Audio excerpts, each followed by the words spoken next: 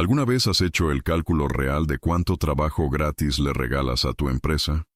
No hablo de quedarte 10 minutos extra para terminar un correo. Hablo de las horas que pasas fuera de tu horario resolviendo crisis, las ideas que aportas en la ducha, las llamadas que contestas los domingos. Ahora imagina que tu empresa decide que todo eso no vale nada, que tu lealtad, tu experiencia y tu dedicación pueden eliminarse de un plumazo para optimizar costos. Esta es la historia de cómo le puse precio exacto a mi trabajo y cómo una firma de consultoría aprendió de la peor manera posible que ahorrar $30,000 puede costarte 10 millones. Por razones legales que mis abogados insisten en aclarar, he cambiado nombres y algunos detalles identificables, pero los números son reales, las pérdidas son reales, y la lección es brutalmente real. Mi nombre para efectos de esta historia es Andrés Maldonado. Durante 8 años trabajé como consultor senior de cumplimiento normativo en una firma mediana de auditoría y consultoría. Si no trabajas en este sector, déjame explicarte qué significa eso en términos simples. Cuando un banco, una aseguradora o una firma de inversión necesita demostrar que cumple con todas las regulaciones federales para no terminar con multas millonarias o intervenciones de la SEC, me llamaban a mí. Mi trabajo era revisar sus controles internos, sus políticas de prevención de lavado de dinero, sus procedimientos de supervisión, y certificar que todo estaba en orden según los estándares de la FINRA, la SEC, la OCC y media docena más de agencias regulatorias con nombres en siglas que harían dormir a cualquiera. Era un trabajo técnico, detallado y francamente tedioso para la mayoría de las personas. Pero yo era bueno en ello, muy bueno. Tenía mi certificación CPA, un MBA en finanzas corporativas. Y lo más importante, 8 años de experiencia navegando el laberinto burocrático de regulaciones financieras que cambian cada 6 meses. En nuestra industria, esa experiencia vale oro. Un auditor junior puede leer las reglas. Un auditor senior sabe cómo las regulaciones interactúan entre sí, qué buscan realmente los inspectores, y cuáles son las áreas grises donde los clientes se meten en problemas sin darse cuenta. Durante esos 8 años construí una reputación sólida. Los clientes pedían específicamente trabajar conmigo. Los socios de la firma me asignaban los casos más complicados. Los consultores junior venían a mi escritorio con preguntas técnicas que no encontraban en los manuales. Y yo, como buen empleado comprometido, siempre decía que sí. Sí a las llamadas de emergencia a las 9 de la noche. Sí a revisar informes los sábados porque el cliente tenía una auditoría el lunes. Sí a esas pequeñas preguntas que se convertían en 2 horas de consultoría gratuita. Sí a rediseñar propuestas completas el fin de semana, porque el socio había prometido algo que no podíamos cumplir con la plantilla estándar. Nunca llevé registro formal de esas horas extras. Era parte de la cultura. En consultoría, existe este concepto no escrito de que si solo trabajas 40 horas semanales, no eres realmente un jugador de equipo. Los correos electrónicos a las 11 de la noche son medallas de honor. Los fines de semana trabajados son pruebas de compromiso. Y los empleados que se van a las 5 en punto son vistos con sospecha, como si estuvieran robándole algo a la empresa simplemente por cumplir su horario contractual. Yo compraba esa narrativa completamente, hasta que dejé de hacerlo. Todo cambió un martes de marzo. Nuestro CFO, Ricardo Fuentes, convocó a una reunión general del departamento de consultoría.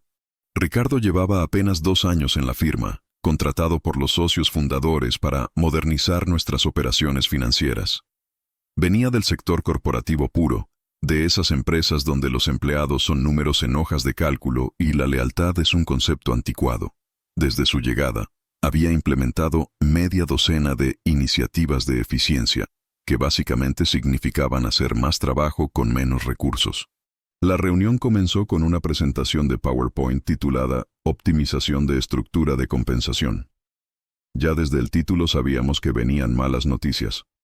Ricardo, con su traje impecable y su sonrisa practicada, nos explicó que la firma había identificado oportunidades para realinear nuestro modelo de compensación con los estándares de mercado. En español normal. Iban a recortarnos algo. La diapositiva clave apareció en la pantalla. Eliminación de programa de bonos discrecionales. Ricardo explicó con gráficos y porcentajes que los bonos anuales representaban una volatilidad innecesaria en nuestros costos operativos, que en un mercado competitivo necesitábamos estructuras de costos más predecibles, que esta medida nos permitiría invertir en otras áreas estratégicas. Todo el vocabulario corporativo diseñado para hacer que un recorte suene como una oportunidad. Los números concretos eran simples. 6 empleados del departamento recibíamos bonos anuales que iban del 15 al 25% de nuestro salario base, dependiendo del desempeño y los años en la firma. Mi bono del año anterior había sido de $30,000, el 20% de mi salario base de $120,000. Ricardo anunció orgullosamente que esta medida le ahorraría a la firma aproximadamente $180,000 al año. Mira, entiendo perfectamente cómo funcionan los negocios. Las empresas necesitan controlar costos. A veces hay que hacer recortes. Lo que me molestó no fue el recorte en sí mismo, sino la arrogancia con la que lo presentaron. Ricardo literalmente dijo: estamos seguros de que nuestro equipo talentoso entiende que todos debemos hacer sacrificios. Sacrificios. Como si eliminar el 20% de mi compensación fuera equivalente a su sacrificio de no remodelar la sala de juntas este año. Después de la reunión, pedí hablar con mi jefa directa, Patricia Vega. Patricia había sido ascendida a gerente de consultoría 2 años atrás, no porque fuera particularmente brillante técnicamente, sino porque era excelente en las políticas de oficina y sabía exactamente qué decirles a los socios en las reuniones. En términos de experiencia real en auditoría, yo tenía más conocimiento en mi dedo meñique que ella en toda su carrera. Me senté en su oficina con una carpeta que había preparado durante la hora del almuerzo. Contenía algo que nunca antes había documentado formalmente, un registro aproximado de mi trabajo real durante los últimos 6 meses. Patricia, necesito que veamos estos números juntos, le dije con la mayor calma posible. Abrí la carpeta y le mostré mi análisis. Había revisado mis correos electrónicos de los últimos 6 meses y marcado todos los que enviaba o respondía fuera de horario laboral. Los había categorizado por fecha y hora. Lunes a viernes después de las 6 de la tarde, 237 correos. Fines de semana, 142 correos. Algunos eran respuestas rápidas de 2 minutos. Otros eran revisiones completas de informes de auditoría que me tomaban 1 o 2 horas. Luego le mostré mi calendario. Había marcado en amarillo todos los días donde trabajé más de 8 horas. En 6 meses, solo 17 días laborables había trabajado exactamente mi horario contractual de 9 a 5. El resto había trabajado entre 9 y 14 horas, dependiendo de los proyectos activos. En promedio, le expliqué mientras ella miraba los documentos con incomodidad creciente. Trabajo aproximadamente 65 horas semanales. Mi contrato especifica 40 horas. Eso significa que cada semana le regalo a esta firma 25 horas de trabajo de consultor senior. A mi tarifa facturable de $285 por hora, eso equivale a $7,125 semanales. Multiplicado por 50 semanas al año, son $356,250 de valor que esta firma recibe gratis de mi parte. Patricia intentó interrumpir con algo sobre espíritu de equipo y cultura de consultoría, pero la detuve. No he terminado. Ese cálculo solo incluye horas directamente facturables. No incluye el tiempo que paso mentorizando a consultores junior, que luego facturan mejor porque yo les enseñé. No incluye las veces que arreglé problemas con clientes fuera de horario, evitando que perdieran contratos. No incluye el mantenimiento informal que hago del sistema de tracking de proyectos porque nadie más sabe cómo funciona. Si sumamos todo eso, el valor real que aporto versus lo que me pagan probablemente duplica mi compensación oficial. Respiré hondo antes de hacer mi punto final. Patricia, mi bono anual era de $30,000. Ricardo acaba de eliminar $30,000 de mi compensación para ahorrarle dinero a la firma. Pero yo le estoy regalando a esta firma más de $350,000 anuales en trabajo no remunerado. Entonces mi pregunta es muy simple. Si mi valor para la empresa es solo mi salario base de $120,000, ¿por qué debería seguir regalando $350,000 en trabajo extra? Patricia hizo exactamente lo que esperaba. Usó todas las frases corporativas del manual. Entiendo tu frustración, pero todos estamos en el mismo barco. Esta decisión vino de arriba. Yo no tuve control sobre ella. Tienes que ver el panorama completo de la firma. Es una situación temporal hasta que mejoren los márgenes. Le pregunté directamente, ¿mi compensación refleja mi valor real para esta empresa? ¿Sí o no? Hubo un silencio incómodo. Finalmente dijo, tu salario base está dentro del rango de mercado para tu posición. Esa no fue mi pregunta. Otro silencio. Andrés, necesito que entiendas que esto no es personal. Es una decisión de negocios. Asentí lentamente. Tienes razón. No es personal. Es una decisión de negocios. Y yo también voy a tomar una decisión de negocios. Salí de su oficina con una claridad perfecta. Si la firma había decidido que mi valor era exactamente mi salario base y ni un centavo más, entonces eso era exactamente lo que recibirían. Ni una hora más, ni una idea más, ni un gramo de esfuerzo extra más. Esa misma tarde saqué una copia impresa de mi contrato de trabajo. Lo leí completo por primera vez en 8 años. La sección de horas de trabajo era cristalina. 40 horas semanales, de lunes a viernes, de 9 de la mañana a 6 de la tarde, con una hora de almuerzo. Mi descripción de puesto listaba responsabilidades específicas. Conducir auditorías de cumplimiento, preparar informes SOC 1 Type 2, revisar políticas de clientes contra regulaciones aplicables, mantener certificaciones profesionales actualizadas. No decía nada sobre trabajar noches, nada sobre fines de semana, nada sobre estar disponible fuera de horario, nada sobre resolver crisis que no fueran directamente parte de mis proyectos asignados, y definitivamente nada sobre regalar mi experiencia y conocimiento sin compensación adicional. Esa noche, configuré mi correo electrónico corporativo para que dejara de sincronizarse con mi teléfono personal después de las 6 de la tarde. Desactivé las notificaciones de Slack en mi celular. Actualicé mi mensaje automático de correo para incluir: mi horario laboral es de 9 a 18 de lunes a viernes.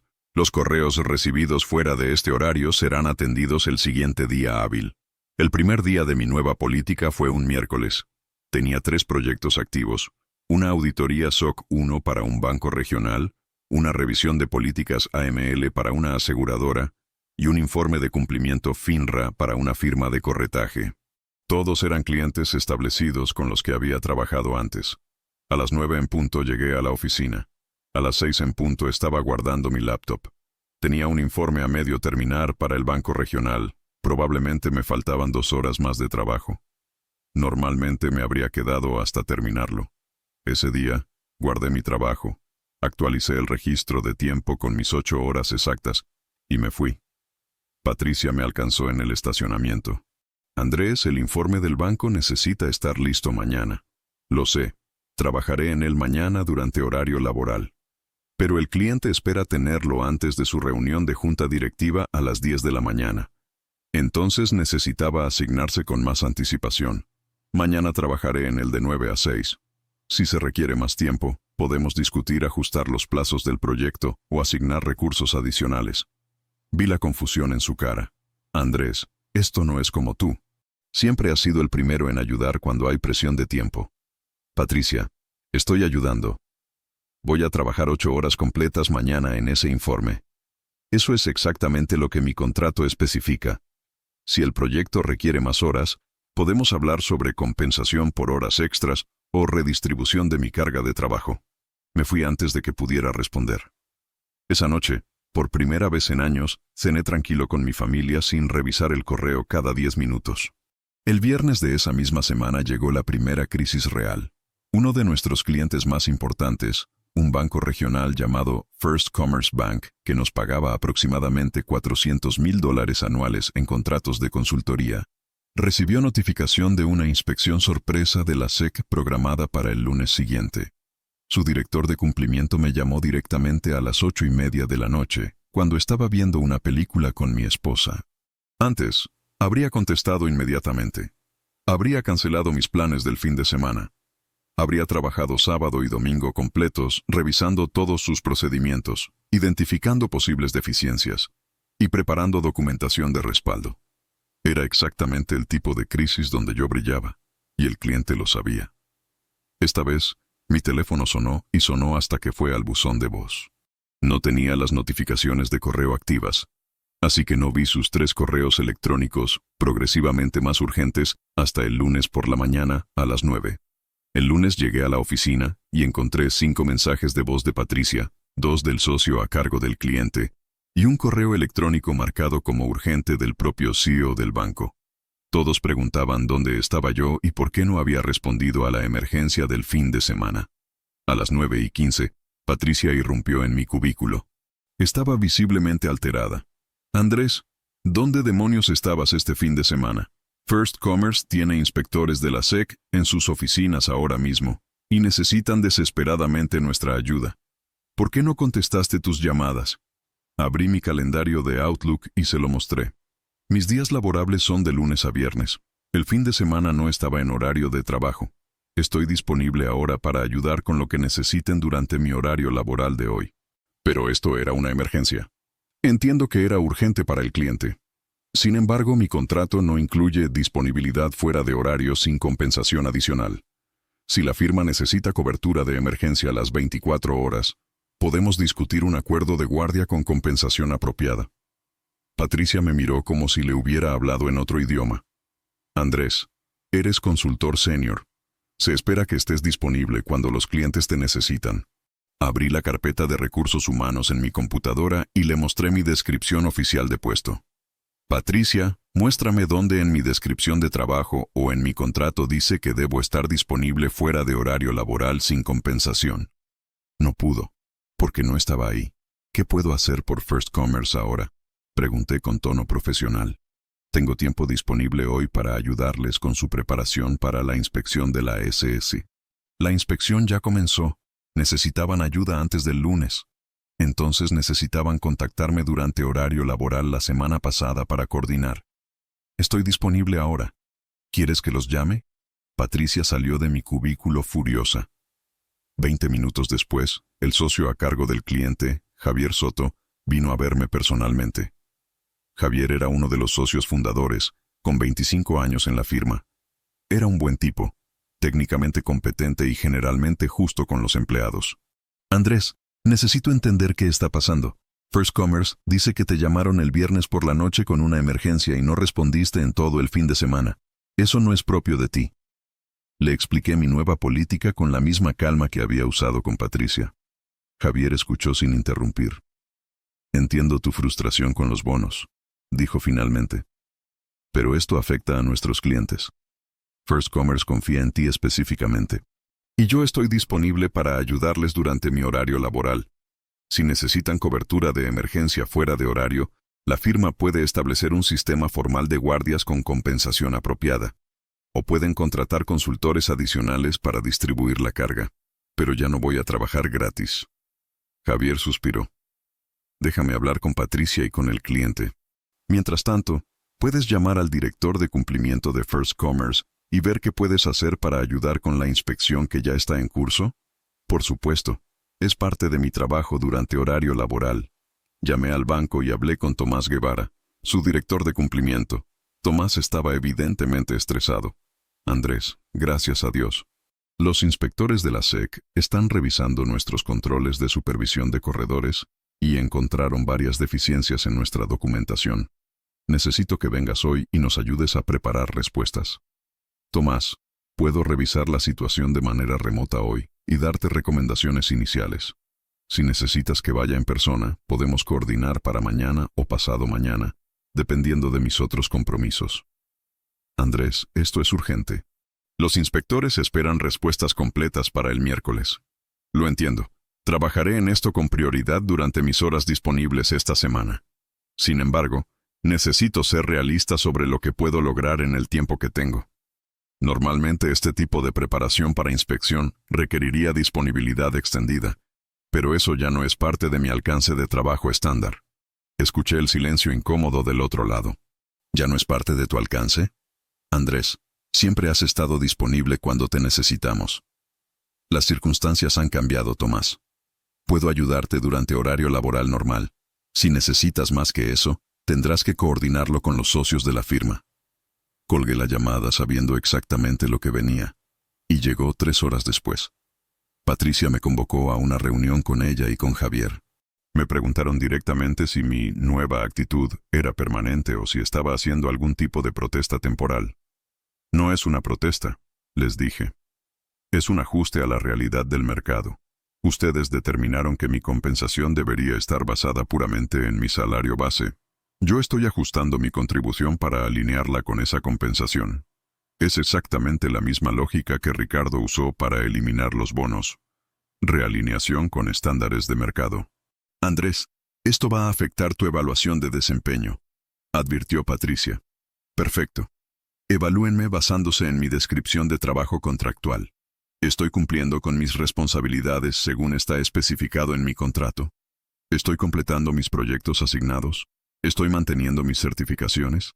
Si la respuesta a esas preguntas es sí, entonces mi desempeño es exactamente el esperado. Javier intervino. Pero la consultoría requiere flexibilidad. Los clientes tienen emergencias. Estoy de acuerdo. Y cuando esas emergencias ocurren durante horario laboral, estoy completamente disponible. Si la firma necesita cobertura fuera de horario, pueden implementar un sistema de guardias rotativas con compensación extra, como hacen la mayoría de las empresas de servicios profesionales. O pueden contratar más consultores para distribuir la carga. Pero $30,000 era el precio de mi flexibilidad ilimitada. Ustedes decidieron que ese precio era demasiado alto. Ahora tienen la alternativa. No hubo nada más que decir. La reunión terminó con Patricia visiblemente frustrada y Javier preocupado. Durante las siguientes semanas mantuve mi política religiosamente. Llegaba a las 9 en punto, trabajaba mis 8 horas con descanso de almuerzo y me iba a las 6 en punto. No respondía a correos fuera de horario. No tomaba llamadas los fines de semana. Cuando alguien venía a mi escritorio con una pregunta rápida sobre un tema técnico complicado, les decía, envíame un correo con los detalles y lo reviso durante mi tiempo disponible esta semana. Si no era parte de mis proyectos oficialmente asignados, los dirigía a sus supervisores o a recursos apropiados.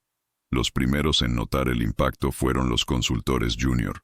Durante años, yo había sido su recurso informal para preguntas técnicas. Si tenían dudas sobre cómo interpretar una regulación de FINRA, me preguntaban a mí en lugar de buscar en los manuales durante 2 horas. Si necesitaban ayuda estructurando un informe de auditoría, yo les daba plantillas que había desarrollado y les explicaba las mejores prácticas. Era mentoría no oficial que nunca se registraba en ningún lado, pero que hacía que todo el departamento funcionara más eficientemente. Ahora, cuando venían con preguntas, les decía, eso está cubierto en el Manual de Procedimientos, sección 7.3. O, necesitas consultarlo con tu supervisor de proyecto. O simplemente, no tengo tiempo disponible esta semana, lo siento. Al principio pensaron que estaba de mal humor. Después de 2 semanas, se dieron cuenta de que era permanente. La calidad de su trabajo bajó notablemente. Los informes que antes revisaba informalmente ahora salían con errores que los clientes notaban. Los proyectos tomaban el doble de tiempo porque nadie más tenía mi experiencia para identificar atajos y soluciones eficientes. El segundo impacto visible fue en las propuestas comerciales. Nuestra firma competía regularmente por contratos nuevos, y las propuestas eran críticas para ganar esos contratos. Durante años, yo había personalizado cada propuesta con análisis de riesgo específicos del cliente potencial. Me tomaba tiempo fuera de horario, revisar los estados financieros públicos del prospecto, identificar sus áreas de vulnerabilidad regulatoria y crear propuestas que demostraban que realmente entendíamos su negocio. Ahora usaba la plantilla genérica estándar de la firma. Me tomaba 40 minutos completar una propuesta que antes me tomaba 8 horas. La diferencia era obvia. En marzo, presentamos una propuesta para un contrato de auditoría de cumplimiento con una firma de inversión mediana. El contrato valía $600,000 anuales por 3 años. Nuestra propuesta era competente pero genérica.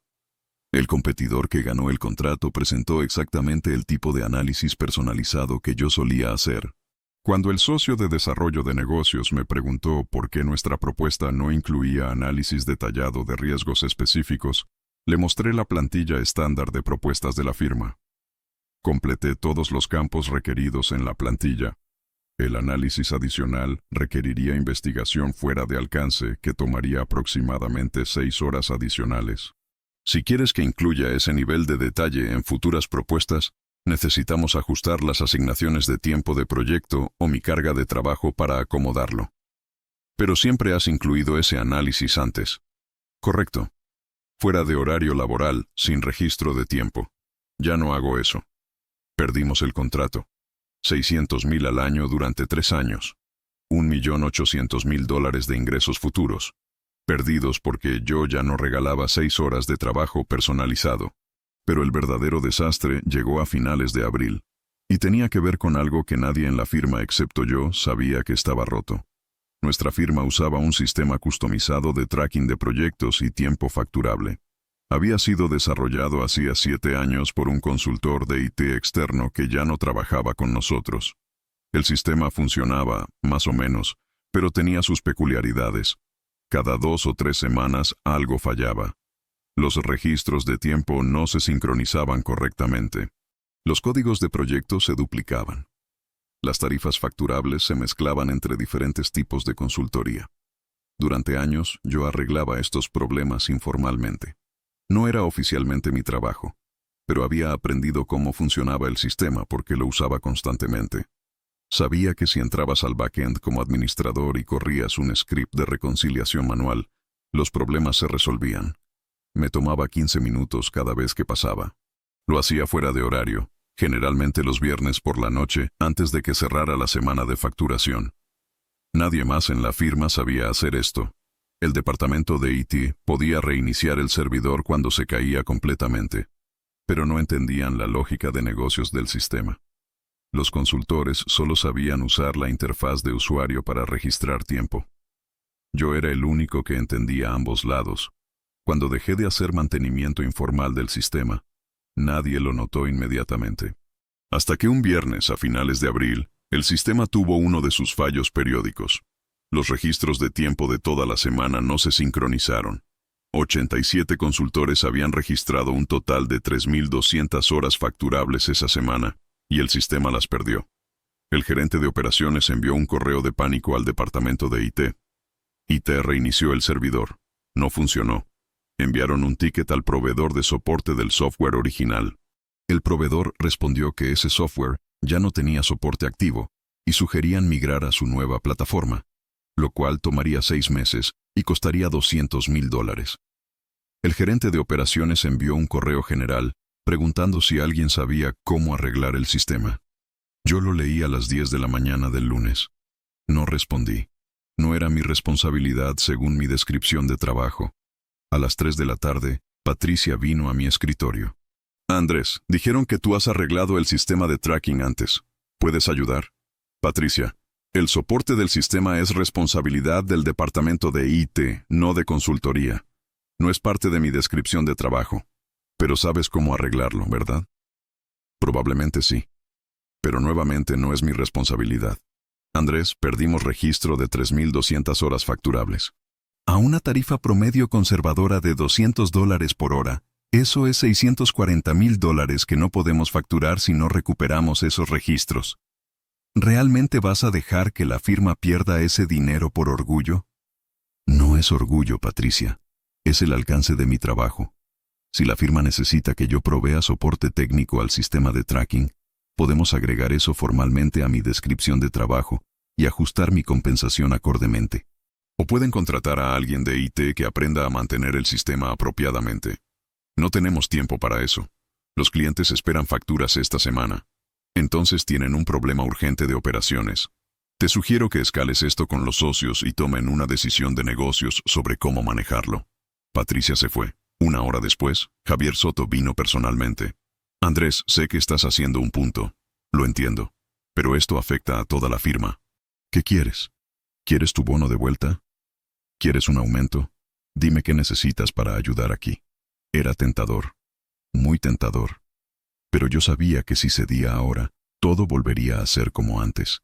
Me darían alguna concesión temporal y esperarían que volviera a trabajar gratis. Javier, aprecio que vengas a hablar directamente conmigo, pero esto no es una negociación. No estoy pidiendo nada. Simplemente estoy haciendo mi trabajo según está definido contractualmente. El sistema de tracking nunca fue mi responsabilidad. El hecho de que yo lo mantuviera funcionando informalmente durante años no lo convierte en mi trabajo oficial. Si la firma quiere que yo haga soporte técnico de sistemas, necesitamos una conversación seria sobre mi rol, mis responsabilidades y mi compensación. Pero no voy a arreglarlo hoy como favor temporal y luego volver a la misma situación donde mi trabajo extra no es reconocido ni compensado. Javier me miró con una mezcla de frustración y algo que podría haber sido respeto. Está bien, lo entiendo. Voy a ver qué podemos hacer desde IT. El sistema permaneció roto durante 8 días. Finalmente contrataron a un consultor externo de IT por $5,000 para que viniera, revisara el código y ejecutara la rutina de reconciliación que yo hacía en 15 minutos. Funcionó. Recuperaron la mayoría de los registros de tiempo, aunque perdieron aproximadamente $85,000 en horas que nunca pudieron reconstruir adecuadamente. Pero ese desastre fue menor comparado con lo que pasó en mayo. Uno de nuestros clientes más antiguos era Pharmatech Industries, una compañía farmacéutica mediana que fabricaba medicamentos genéricos. Habíamos sido sus auditores de cumplimiento durante 12 años, ayudándoles a navegar las regulaciones de la FDA, mantener certificaciones de buenas prácticas de manufactura y prepararse para inspecciones regulatorias. Yo personalmente había trabajado en sus auditorías durante los últimos 5 años. Conocía sus instalaciones, sus procesos, sus puntos débiles. El director de calidad de Pharmatech, un ingeniero químico llamado Roberto Salinas, confiaba completamente en mi criterio. Cuando tenía dudas sobre interpretación de regulaciones de la FDA, me llamaba directamente. Cuando preparaba documentación para inspecciones, yo revisaba todo informalmente antes de que lo sometiera oficialmente. En mayo, Pharmatech recibió notificación de una inspección programada de la FDA para junio. Era una inspección de rutina pero crítica. Un resultado negativo podría resultar en suspensión de su certificación, lo que significaría cerrar operaciones hasta corregir las deficiencias. Roberto me envió un correo el primer día de mayo solicitando una reunión de preparación. Le respondí que podíamos programar la reunión durante horario laboral esa semana. Coordinamos para el miércoles a las 2 de la tarde. La reunión fue profesional y eficiente. Revisé con él los elementos clave que los inspectores de la FDA verificarían: documentación de control de calidad, registros de calibración de equipos, procedimientos de manejo de desviaciones, programas de entrenamiento de personal. Roberto tenía preguntas técnicas específicas sobre cómo documentar ciertas decisiones de calidad que habían tomado. Eran preguntas complicadas, del tipo que requieren investigar regulaciones específicas y emitir interpretaciones basadas en precedentes de la FDA. Normalmente, yo habría investigado esas preguntas después de la reunión y le habría enviado respuestas detalladas esa misma noche. Esta vez, le dije: Roberto, esas son preguntas excelentes que requieren investigación adicional. Voy a agregar eso a mi lista de tareas pendientes y te enviaré respuestas formales cuando tenga tiempo disponible en mi carga de trabajo. ¿Cuándo sería eso aproximadamente? La inspección es en 4 semanas. Revisé mi calendario de proyectos. Tengo 2 auditorías activas que consumen la mayoría de mi tiempo disponible. Probablemente pueda dedicar tiempo a tu solicitud en aproximadamente 2 semanas. Vi la preocupación en su cara. Andrés, normalmente esto lo tendrías listo en 1 o 2 días. Normalmente lo hacía fuera de horario laboral como cortesía. Eso ya no es parte de mi servicio estándar. Si necesitas respuestas más rápidas, puedes solicitar formalmente con Patricia que repriorice mis asignaciones de proyecto o pueden contratar horas de consultoría adicionales.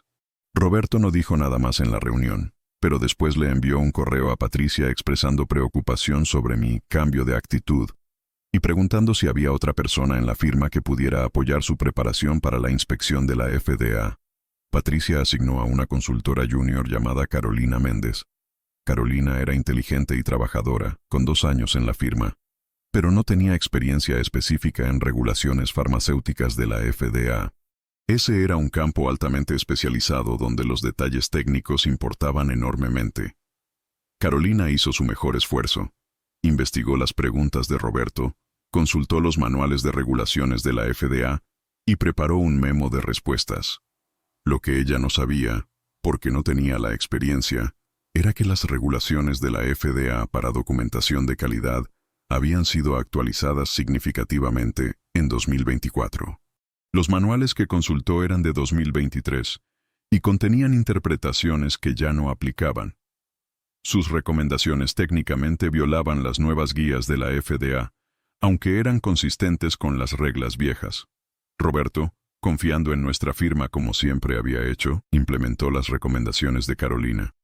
Preparó su documentación según lo que ella le indicó. Yo no vi el memo de Carolina. No era mi proyecto. Nadie me pidió que lo revisara. Y aunque lo hubieran pedido, habría tenido que ser una solicitud formal durante horario laboral, no una revisión rápida e informal. La inspección de la FDA ocurrió la segunda semana de junio. Los inspectores pasaron 3 días revisando las instalaciones de Pharmatech. Encontraron 12 deficiencias significativas en su documentación de control de calidad, todas relacionadas con las áreas donde Roberto había implementado las recomendaciones de Carolina, basadas en las regulaciones desactualizadas. La FDA emitió un formulario 483 listando las deficiencias y dándole a Pharmatech 30 días para responder con acciones correctivas. No era lo peor que podía pasar, pero era serio. Si las acciones correctivas no eran aceptables, la FDA podía proceder con una carta de advertencia o incluso suspender su certificación. Roberto estaba devastado. Me llamó directamente, saltándose a Patricia. Podía escuchar la tensión en su voz. Andrés, necesito que me ayudes a entender qué salió mal.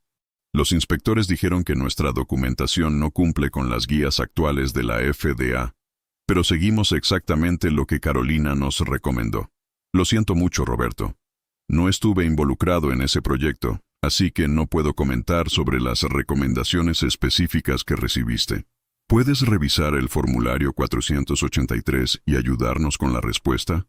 Tenemos 30 días y esto es crítico. Puedo ayudar con eso, pero necesitaría aprobación formal de Patricia para agregar este proyecto a mi carga de trabajo. También necesitaríamos discutir el alcance y los honorarios con tu empresa, ya que esto es trabajo adicional fuera de tu contrato de auditoría anual. Hubo un silencio largo. Andrés, hemos trabajado juntos durante 5 años. ¿Realmente vas a cobrar extra por ayudarnos a arreglar un problema que tu propia firma causó? Roberto, entiendo tu frustración, pero yo no causé este problema. No estuve involucrado en el proyecto. Si quieres que me involucre ahora, necesita ser a través de los canales apropiados de la firma. Colgó sin decir adiós. 1 hora después, tenía una reunión de emergencia con Patricia, Javier y Ricardo, el CFO. Roberto había escalado una queja formal contra la firma. Andrés, comenzó Patricia con voz tensa. Pharmatech recibió 12 deficiencias de la FDA siguiendo recomendaciones de nuestra firma. Roberto dice que si hubieras estado involucrado como siempre, esto no habría pasado. ¿Es eso cierto? Es imposible saberlo con certeza, pero probablemente sí. Yo estoy actualizado con los cambios de 2024 en las guías de la FDA para documentación farmacéutica. Carolina no tenía esa experiencia específica, porque es un área altamente especializada. ¿Por qué no revisaste su trabajo antes de que fuera el cliente? Demandó Ricardo. Porque no me lo pidieron. No era mi proyecto. No soy el supervisor de Carolina. Si querían que revisara su trabajo, necesitaban asignármelo formalmente como parte del proyecto.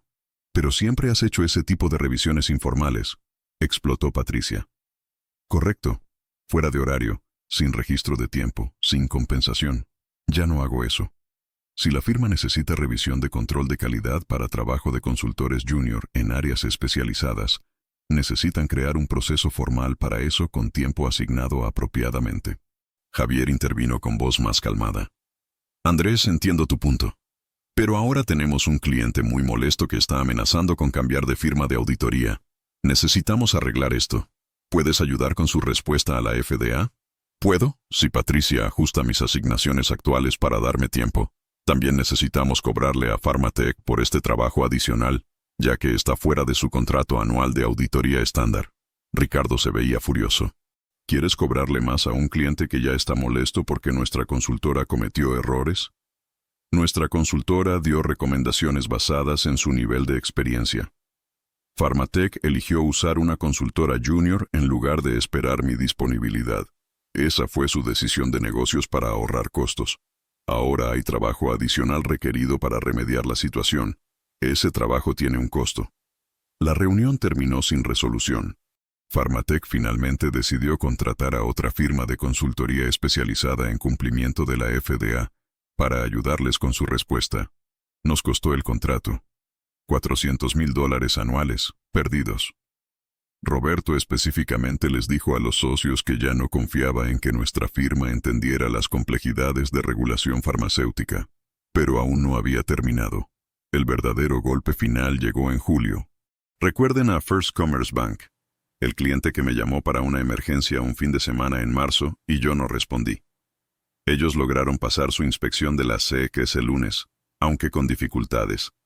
Los inspectores encontraron algunas deficiencias menores, pero nada catastrófico. Sin embargo, la SEC programó una inspección de seguimiento para julio, como hacen rutinariamente cuando encuentran deficiencias. Esta vez, First Commerce tenía 3 meses de anticipación. Tomás Guevara, su director de cumplimiento, contactó a Patricia en abril para programar nuestra preparación. Patricia me asignó el proyecto formalmente. Primera Commerce era todavía cliente nuestro, aunque la relación estaba tensa. Trabajé en su preparación durante mis horas laborales normales en mayo y junio. Hice exactamente lo que el alcance del proyecto especificaba: revisión de políticas de supervisión, verificación de documentación de capacitación, pruebas de muestreo de controles. Lo que no hice fue todas las cosas adicionales que normalmente hacía informalmente. Llamadas nocturnas con Tomás discutiendo interpretaciones sutiles de regulaciones, revisión de borradores múltiples de sus políticas actualizadas, simulacros de inspección donde yo hacía el papel de inspector de la SEC y probaba su preparación con preguntas difíciles. Hice mi trabajo según estaba especificado. Nada más. Nada menos. La inspección de la SEC ocurrió la tercera semana de julio. Esta vez fue mucho más intensa que en marzo. Los inspectores profundizaron en áreas que habían marcado como preocupación menor en la primera visita. Específicamente, querían ver evidencia de que First Commerce había implementado controles mejorados para supervisar las actividades de sus corredores de bolsa, particularmente en transacciones de clientes de alto riesgo. Los inspectores pidieron ver los registros de supervisión de los últimos 6 meses. Tomás les mostró los reportes mensuales que sus corredores debían completar, documentando las revisiones que hacían de cuentas de clientes para detectar actividad inusual. Los inspectores notaron algo inmediatamente. Los reportes todos usaban lenguaje casi idéntico. Las descripciones de revisión completada en los reportes de 20 corredores diferentes eran sospechosamente similares. Parecía que todos estaban copiando de una plantilla sin realmente hacer revisiones sustantivas. Uno de los inspectores, una auditora senior de la SEC llamada Margaret Chen, le preguntó a Tomás directamente: ¿cómo valida usted que estas revisiones de supervisión son sustantivas y no solo un ejercicio de marcar casillas? Tomás no tenía una buena respuesta, porque no había un proceso robusto para eso. En inspecciones anteriores, cuando yo estaba más involucrado, yo le había advertido sobre este riesgo exacto. Le había sugerido implementar revisiones de muestreo donde un supervisor senior verificara aleatoriamente que los corredores realmente estaban haciendo las revisiones que reportaban. Incluso le había diseñado una plantilla para esas revisiones de muestreo. Pero eso había sido hace 2 años, en una llamada nocturna informal. No estaba documentado formalmente en ningún lado. Tomás había implementado el proceso por un tiempo. Pero después de que yo dejé de estar tan disponible, el proceso se deterioró. Nadie más en First Commerce tenía la experiencia regulatoria para entender por qué era importante. Los inspectores de la SEC profundizaron más. Pidieron entrevistar directamente a varios corredores. Las entrevistas confirmaron lo que sospechaban. La mayoría de los corredores completaban sus reportes de supervisión de manera pro forma, sin realmente hacer análisis sustantivo de las cuentas de alto riesgo. Era exactamente el tipo de cumplimiento superficial que la SEC odia, donde hay documentación que parece correcta en papel pero no refleja controles reales efectivos. La SEC emitió sus hallazgos en agosto. Deficiencias significativas en controles de supervisión, evidencia de cumplimiento inadecuado con las reglas de la FINRA sobre supervisión de corredores y preocupaciones sobre la efectividad del Programa General de Cumplimiento del banco. La multa fue de $2,300,000. Adicionalmente, la SS requirió que First Commerce contratara un consultor independiente para revisar y rediseñar completamente su programa de supervisión. Y específicamente prohibió que ese consultor independiente fuera nuestra firma, dado que habíamos sido sus auditores y claramente habíamos fallado en identificar estas deficiencias. Tomás me llamó el día que recibieron la notificación de la SEC. Estaba devastado, furioso y buscando a alguien a quien culpar. Andrés, ¿cómo es posible que esto pasara? Ustedes eran nuestros auditores de cumplimiento. ¿Cómo no identificaron que nuestras revisiones de supervisión eran inadecuadas? Tomás, nuestra auditoría cumplió con el alcance especificado en nuestro contrato. Revisamos tus políticas escritas, verificamos que tenías documentación de capacitación y probamos una muestra de tus registros de supervisión. Todo eso estaba dentro de alcance y lo hicimos. Pero no identificaron que los reportes eran superficiales. No nos advirtieron que necesitábamos validación adicional. Tomás, yo te advertí sobre eso hace 2 años. Te diseñé un proceso de validación. Lo que pasó después de eso no era parte de nuestro alcance de auditoría anual. Si querían monitoreo continuo de la efectividad de sus controles, eso requiere un nivel diferente de servicio con alcance y honorarios diferentes. ¿Estás diciéndome que sabías que teníamos este problema y no nos dijiste? Estoy diciéndote que yo solía proveer consultoría informal continua que iba más allá de nuestro contrato de auditoría. Esa consultoría informal ya no es parte de mi servicio. Tu auditoría formal cumplió con todos los estándares profesionales y el alcance contratado. Hubo un silencio largo. Cuando Tomás habló nuevamente, su voz era fría. Andrés, First Commerce ha sido cliente de su firma durante 12 años. Les hemos pagado millones en honorarios. Y cuando más necesitábamos que ustedes nos protegieran, nos dejaron caer. Vamos a buscar otra firma de auditoría. Y voy a asegurarme de que todos los directores de cumplimiento que conozco en esta ciudad sepan que tu firma ya no es confiable. Colgó. Yo sabía que venía lo siguiente. 2 días después, reunión de emergencia con todos los socios de la firma. Esta vez no era solo Patricia y Javier. Estaban los 4 socios fundadores, Ricardo el CFO, y la directora de Recursos Humanos. Me pidieron que me uniera por videoconferencia. El socio principal, Eduardo Larrea, fue directo al punto. Andrés, necesitamos hablar sobre lo que está pasando. En los últimos 4 meses, hemos perdido 3 clientes importantes que suman $1.400.000 en ingresos anuales recurrentes. Perdimos un contrato nuevo de $1.800.000. Tenemos una demanda pendiente de Pharmatech por $4.700.000 alegando negligencia profesional. Y First Commerce acaba de informarnos que van a terminar su contrato y están considerando unirse a la demanda de Pharmatech como demandantes adicionales. Patricia y Javier me dicen que todos estos problemas están relacionados con cambios en tu forma de trabajar. ¿Es eso correcto? Es correcto que mi forma de trabajar ha cambiado. Ya no trabajo fuera de horario laboral sin compensación adicional. Ya no proveo consultoría informal que va más allá de mi descripción de trabajo. Ya no hago mantenimiento no oficial de sistemas que son responsabilidad de IT. Estoy haciendo exactamente el trabajo por el cual me pagan, según está especificado en mi contrato. Y eso está causando que perdamos millones de dólares, dijo Ricardo con voz dura. No. Lo que está causando pérdidas millonarias es que la firma estructuró su modelo operativo dependiendo de trabajo no compensado de empleados clave. Cuando decidieron eliminar mi bono, eliminaron mi incentivo para proveer ese trabajo extra. Las pérdidas son consecuencia de esa decisión, no de mi cumplimiento con los términos de mi contrato de trabajo. Andrés, eres parte de un equipo, intervino Patricia. Los equipos hacen sacrificios mutuos. Patricia, yo hice sacrificios mutuos durante 8 años. Trabajé un promedio de 65 horas semanales cuando mi contrato especifica 40. A mi tarifa facturable, eso equivale a $156.000 anuales de trabajo que yo regalaba. Durante 8 años, son $1.250.000 de valor que esta firma recibió gratis de mi parte. Mi bono promedio en esos 8 años fue de $28.000 anuales, total de $224.000. La firma recibió $1 millón más de valor del que me compensó. ¿Dónde estaba el sacrificio mutuo en esa ecuación? Hubo silencio incómodo en la sala. Javier Soto, quien hasta ahora había estado callado, finalmente habló. Andrés, Déjame preguntarte algo directo. ¿Qué necesitaríamos hacer para que vuelvas a trabajar como antes? Antes de responder eso, déjenme preguntarles algo a ustedes.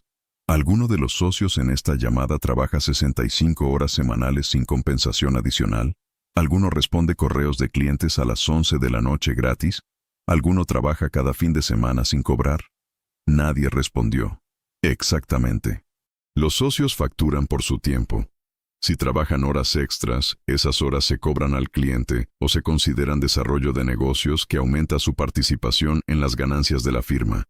Nadie espera que los socios regalen su experiencia y tiempo. Pero de alguna manera, es perfectamente aceptable esperar que los empleados lo hagan. Esa es la doble moral que esta firma necesita examinar. Eduardo Larrea se aclaró la garganta. Andrés, entiendo tu punto. Claramente cometimos un error al eliminar los bonos sin entender el impacto completo. Estamos preparados para hacer una oferta para rectificar la situación. Restitución completa de tu bono con el monto del año pasado, $30,000. Adicionalmente, un aumento salarial del 15%, llevando tu base a $138,000. Y reconocimiento formal en tu título como consultor principal senior. ¿Qué dices? Era una oferta tentadora. Representaba un aumento significativo en mi compensación total.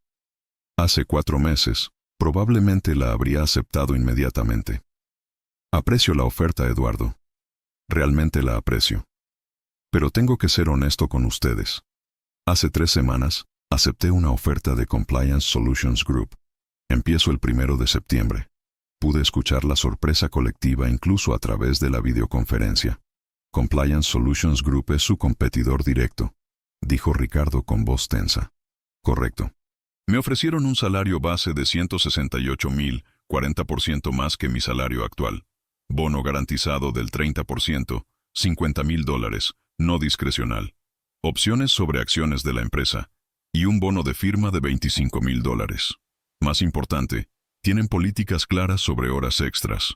Cualquier trabajo fuera de horario estándar se compensa, ya sea con tiempo compensatorio o pago adicional. No esperan trabajo gratis. Andrés, no puedes irte a un competidor, comenzó Patricia. Tu contrato tiene una cláusula de no competencia. La revisé con un abogado laboral. La cláusula es extremadamente vaga y probablemente no sería ejecutable en corte.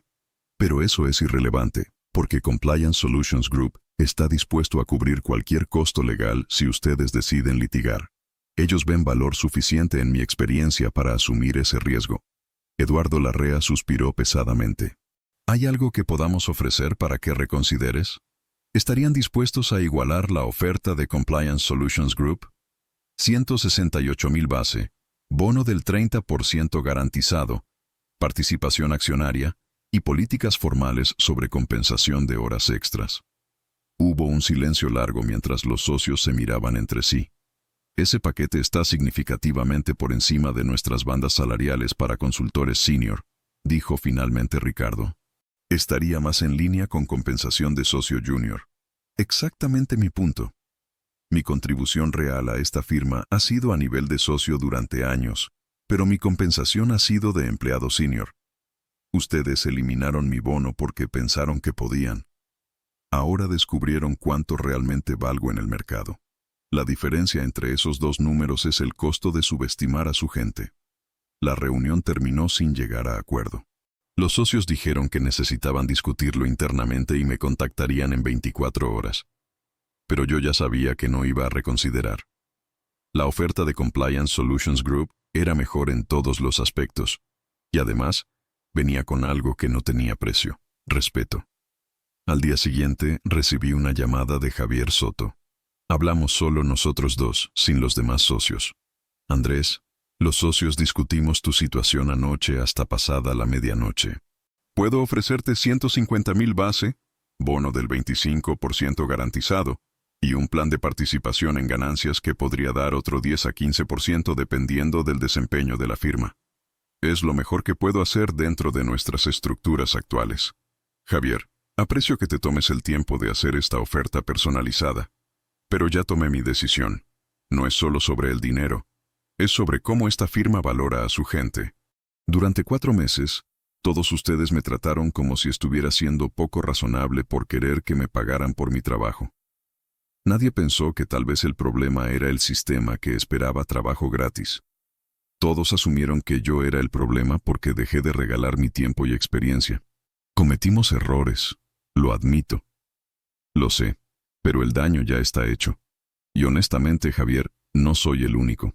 ¿Saben cuántos de los 6 empleados que perdieron bonos todavía están en la firma? 4 ya renunciaron. Tú serás el 5º. Exacto. Y el 6º, Mariana Torres en el departamento de impuestos, me dijo hace 2 semanas que también está buscando trabajo. Van a perder a todos los empleados clave que perdieron bonos. Y el costo de reemplazar esa experiencia y conocimiento institucional va a ser mucho más que los $180,000 que ahorraron eliminando los bonos. Javier no tenía nada que decir a eso. Una última cosa, agregué. Ya hablé con 3 de los clientes con los que trabajé más estrechamente en los últimos años. First Commerce decidió no venir con nosotros después del desastre con la CES, lo cual es comprensible. Pero Ventana Financial Group y Spectrum Capital Management ya confirmaron que van a cambiar su contrato de auditoría a Compliance Solutions Group cuando me una. Esos son $420,000 anuales adicionales de ingresos que van a perder. Andrés, eso es guerra directa contra la firma. No, Javier. Eso es el mercado funcionando como debe funcionar. Los clientes son leales a los profesionales individuales, no a las firmas. Ustedes asumieron que los clientes permanecerían con la firma sin importar cómo trataran a sus empleados. Estaban equivocados. Esta es la consecuencia real de perder talento clave. No solo pierdes al empleado, pierdes a los clientes que confían en ese empleado. Esa fue la última conversación sustantiva que tuve con alguien de la firma. Trabajé mis últimas 2 semanas profesionalmente, documenté todos mis proyectos activos y transferí archivos apropiadamente. No hice nada más allá de lo estrictamente necesario. Mi último día fue un viernes de finales de agosto. A las 6 en punto exactamente, cerré mi laptop, empaqué mis cosas personales y me fui. No hubo fiesta de despedida. No hubo discurso de agradecimiento de los socios. Solo un correo breve de recursos humanos deseándome suerte en mis futuros emprendimientos. Empecé en Compliance Solutions Group el martes después del Día del Trabajo. La diferencia de cultura fue inmediata. En mi primer día, mi nuevo jefe, una socia llamada Isabel Romero, me dijo algo que nunca olvidaré. Andrés, te contratamos por tu experiencia y tu criterio. Si alguna vez necesitas trabajar fuera de horario para un cliente, ya sea me avisas y facturamos esas horas al cliente, o tomas tiempo compensatorio equivalente. Nunca esperamos que nuestra gente regale su tiempo. Es irrespetuoso, es insostenible, y francamente es mal negocio. Si no podemos cobrarle al cliente por el trabajo que requieren, entonces no deberíamos aceptar ese trabajo. En Compliance Solutions Group, llevo trabajando 4 meses. He facturado un promedio de 42 horas semanales. Las 2 horas extras ocasionales se compensan con tiempo libre o se facturan al cliente según corresponda. Mi trabajo es apreciado, mi experiencia es valorada y mi tiempo es respetado. Mientras tanto, he seguido de lejos lo que pasa en mi antigua firma. A través de contactos en la industria sé que la demanda de Pharmatech se resolvió por $2,400,000. Menos de lo que pedían, pero más de lo que cuesta un error de negligencia típico. El seguro de la firma cubrió la mayoría, pero su prima de seguro de responsabilidad profesional va a aumentar significativamente. First Commerce definitivamente cambió de firma de auditoría. Además, la multa de la SEC de $2,300,000 provocó una revisión completa de todos sus proveedores de servicios de cumplimiento. No renovaron contratos con otras 2 firmas de consultoría tampoco. Los 2 clientes que confirmaron que venían conmigo efectivamente cambiaron a Compliance Solutions Group. Otros 3 clientes adicionales de mi antigua firma también cambiaron, aparentemente porque quedaron preocupados por la inestabilidad y la pérdida de personal clave. Mariana Torres, la 6ª empleada que perdió su bono, efectivamente renunció en octubre. Se fue a trabajar para los servicios internos de impuestos de una corporación grande, con un aumento salarial del 30%. La firma tuvo que contratar a 4 consultores nuevos para reemplazar a las 6 personas que se fueron. El costo de reclutamiento, más los salarios más altos que tuvieron que ofrecer para atraer talento en un mercado competitivo, más la pérdida de productividad mientras los nuevos se capacitan, probablemente suma más de $500,000. Ricardo Fuentes, el CFO que implementó la eliminación de bonos, ya no está con la firma. Oficialmente, renunció para perseguir otras oportunidades. Extraoficialmente, los socios fundadores lo forzaron a salir después de que se hizo claro que su optimización de costos de $180,000 terminó costándole a la firma más de 9 millones en pérdidas directas e indirectas. Patricia Vega fue degradada de gerente de consultoría a consultora individual senior. Aparentemente los socios sintieron que ella debió haber anticipado y comunicado los riesgos de mi cambio de comportamiento antes de que escalara. El hecho de que ella básicamente ignoró mis advertencias durante 4 meses no ayudó su caso. Hice el cálculo completo del impacto financiero cuando supe todos estos detalles. Es devastador. Pérdidas directas, clientes perdidos, ingresos recurrentes anuales, $1,400,000. Contrato nuevo perdido, valor de 3 años, $1,800,000. Demanda Pharmatech, pago, $2,400,000. Multa SEC de First Commerce, no pagada por la firma pero perdió el cliente. $0 directos pero $400,000 en ingresos anuales perdidos. Horas facturables perdidas por sistema caído, $85,000. Consultor de IT externo, $5,000. Consultor organizacional para reconstruir y cultura, $250,000. Costos de reemplazo de personal. Reclutamiento de 4 consultores, $240,000. Diferencial salarial. Nuevos consultores cobrando más que anteriores. $180,000 anuales adicionales. Pérdida de productividad durante capacitación. Estimado $300,000. Total estimado de impacto, más de $9.3 millones. El ahorro de eliminar bonos, $180,000 anuales. Ratio de desastre a ahorro, aproximadamente 51:1. Por cada dólar que ahorraron eliminando bonos, perdieron $51 en consecuencias. Y eso sin contar los costos intangibles. Reputación dañada en la industria. Moral destrozada del personal restante. Pérdida de conocimiento institucional que no puede reemplazarse fácilmente. Clientes que ahora cuestionan la competencia de la firma. La ironía final es que si los socios hubieran hecho el análisis correcto desde el principio, habrían descubierto que los 6 empleados que perdieron bonos generaban colectivamente alrededor de $5 millones en ingresos anuales directos, más millones adicionales en valor indirecto a través de retención de clientes, eficiencia operativa, mentoría de personal junior y prevención de errores costosos. Los $180,000 en bonos representaban menos del 4% del valor que esos empleados aportaban. Pero Ricardo solo vio los bonos como un costo que podía eliminarse. No vio la conexión entre esos bonos y todo el trabajo invisible que hacíamos. Y cuando ese trabajo invisible desapareció, toda la estructura que dependía de él colapsó. Ahora trabajo en una firma que entiende algo fundamental. El trabajo tiene valor, y ese valor debe ser compensado apropiadamente. Las horas extras tienen costo. La experiencia tiene valor. El conocimiento institucional tiene valor. Y cuando esperas que tu gente regale todo eso sin reconocimiento ni compensación, eventualmente descubrirás cuánto realmente valía cuando ya no lo tengas. Me quitaron el bono. Así que me quité las horas extras, las ideas y las ganas. Y descubrieron que esas cosas tenían un valor de mercado de aproximadamente $9,300,000. Fue la lección de negocios más cara que jamás tuvieron que aprender. Y todo porque alguien pensó que podía ahorrar $180,000.